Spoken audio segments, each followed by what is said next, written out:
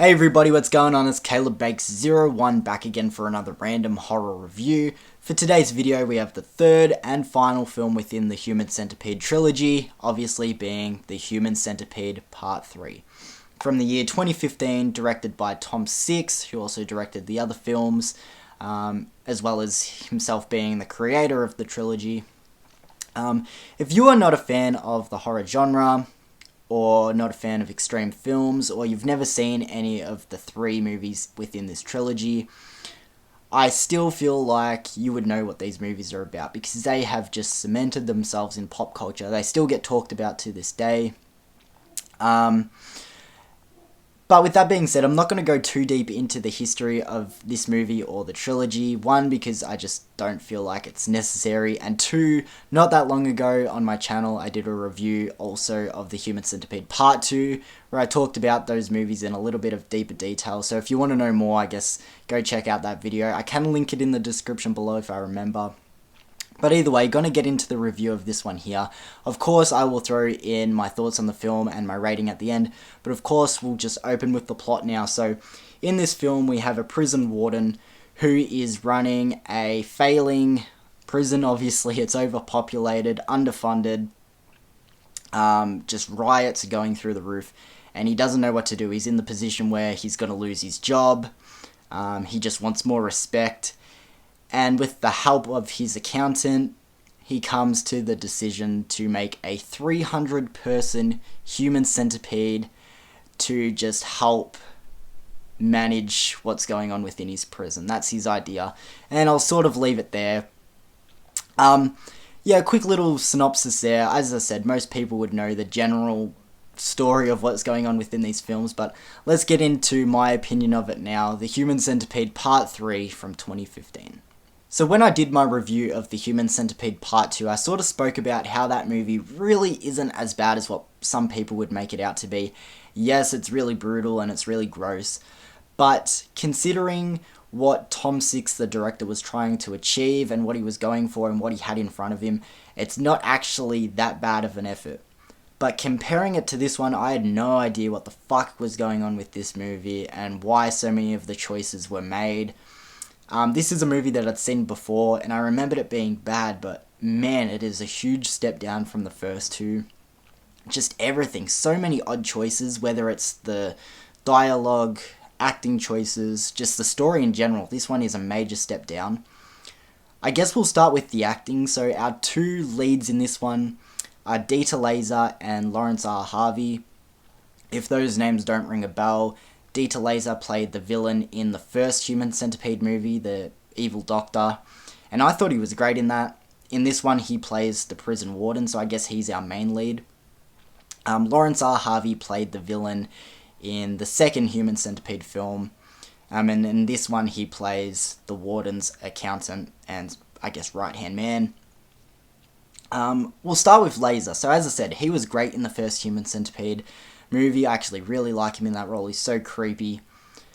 In this one, I had no idea what the fuck he was doing. I'm not sure if Tom Six gave him guidelines and he just sort of took it upon himself to go over the top and Tom Six went, yeah, leave it.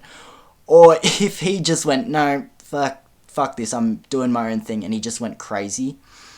I'm pretty sure he's actually passed away now, which is obviously sad, and you know, you don't want to hear anyone's passed away, but, you know, it's unfortunate, but not a single thing he does in this movie is subtle.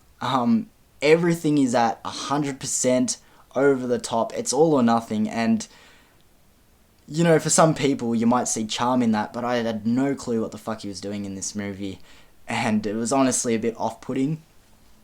However, on the other hand, as I said, Lawrence R. Harvey is probably our second in charge when it comes to leads here.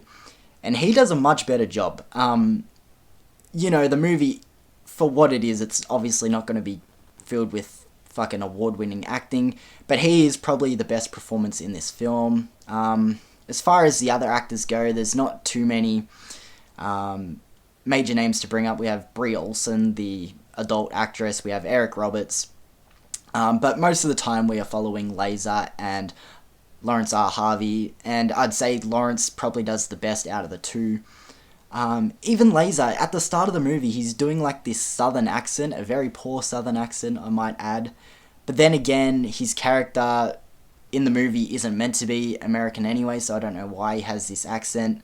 It drops in and out. I don't know. It's just a weird fucking choice.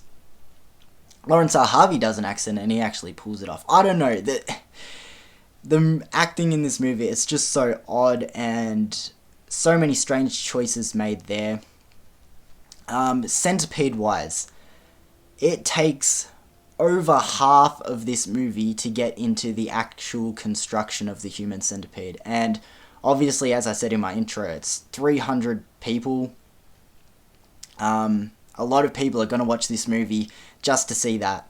And as I said, it takes over half of the film to get there. You only see the completion of the human centipede in the last 20 minutes. And once it gets there, it's not overly rewarding. It's pretty much what you see here on this cover. It doesn't really move. It just stands there. If anything, waiting around to the end, the best thing to wait for is the human caterpillar. I'm not going to describe what that is if you haven't seen the movie, but maybe that's the best part for checking out. But I don't know. There's not much here saving this movie. So as I said for this one, the acting isn't the greatest, the story is a big step down, the reveal of the 300 prisoner human centipede is a major letdown.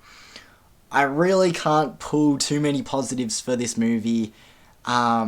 Maybe its attempt at pure satire, because that's really what this movie is. It's full of failed and unnecessary humour, callbacks to previous films. So many actors from the previous two movies are in this one, obviously playing different roles. But even there's pieces of dialogue pulled from the earlier two films, and they're purposely there as just fan tribute and callbacks. I felt them a bit unnecessary and forced. Even Tom Six had to include himself in this movie, playing himself. Yeah, he's definitely not an actor. He was not good, and that scene was just really bad. I don't know, there's not really anything I can say to save this film. Even the satire I'm thinking of right now, as I said, this movie is an attempt at pure satire, and it doesn't really even pull that off. So I'm going to wrap this one up. I'm going to try and keep this review short and sharp, because this really isn't that good of a movie, even considering what the trilogy is. So I'm going to give The Human Centipede Part 3 a 2.5. I really don't recommend this one. I think Tom Six really stretched this trilogy to its max and did everything that he can with it. I'm not the biggest fan of the trilogy. I don't mind the first two movies. I think they get too much hate just genuinely, but I'm happy the trilogy sort of died and it's been put in its little casket, because this movie, yeah, it's not the best. So thank you again for joining me, guys, for another episode of my random horror reviews. Sorry that today's movie was a bit of a bummer. It's not that good of a movie, I'm sorry, but I feel like a lot of people are still going to check it out because it is The Human Centipede, and I feel like all three movies just get talked about that much. No matter what I say, you're going to watch it anyway. As I said, you might get a bit of a reward from the human caterpillar scene, but at the end of the day, it's not that great of a movie, nothing really there to save it, but I'm going to leave my review for The Human Centipede Part 3 there, guys, and thank you for joining me again. I'll have some new content coming your way, and consider liking and subscribing if you're new to my channel, and thanks for joining me again, guys. Peace.